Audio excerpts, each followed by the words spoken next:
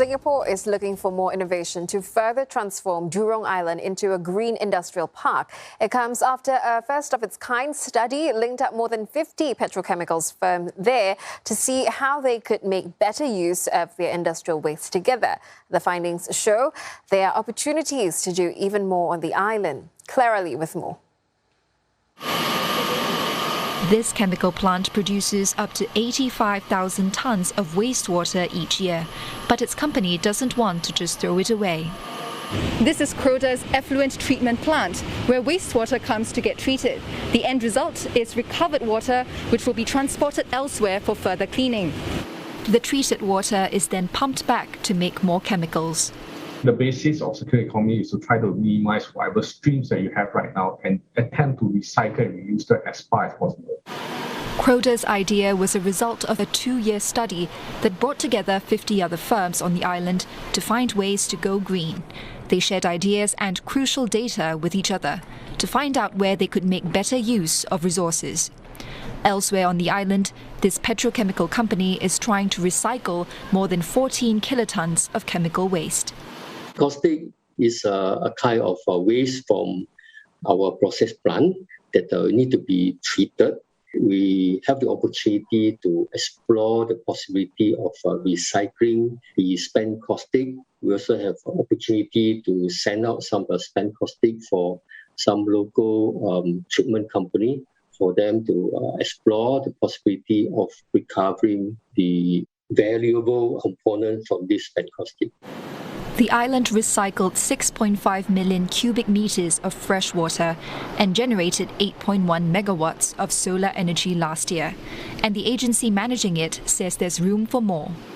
If we can work on the solution together, there'll be many other chemical parks around the world which can also benefit from such innovations moving forward.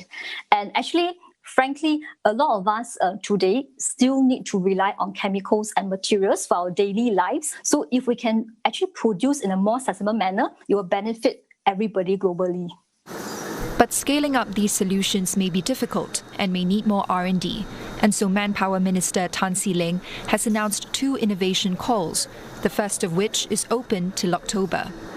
The Jurong Island Innovation Challenge will crowdsource innovative ideas from startups and SMEs to enhance sustainability and circularity of resources. Startups and SMEs will have the opportunity to collaborate with large corporates and access potential funding for the development of their solutions. Proposals for renewable energy solutions will be called in 2 months' time. The key findings from Jurong Island Circular Economy study include more potential for solar energy, water recycling and sustainable recovery of chemical waste.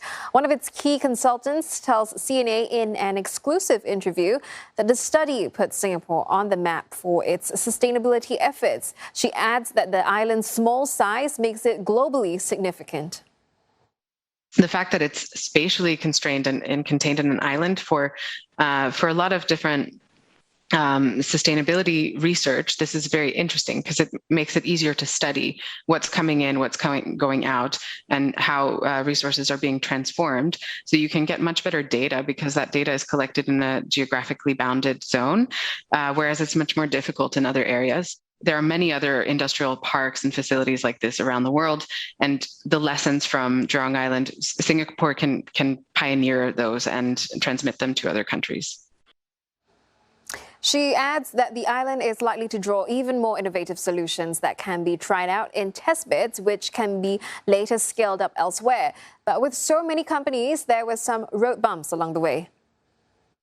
Well, the largest challenge that we faced in this project, in the circular economy study on Jurong Island, was actually getting the stakeholders together and getting them to open up their data. It took many presentations and quite some months of conversations with individual chairmen and different people representing these organizations to get them together to share that data. But in the end, we were successful through this collaborative effort.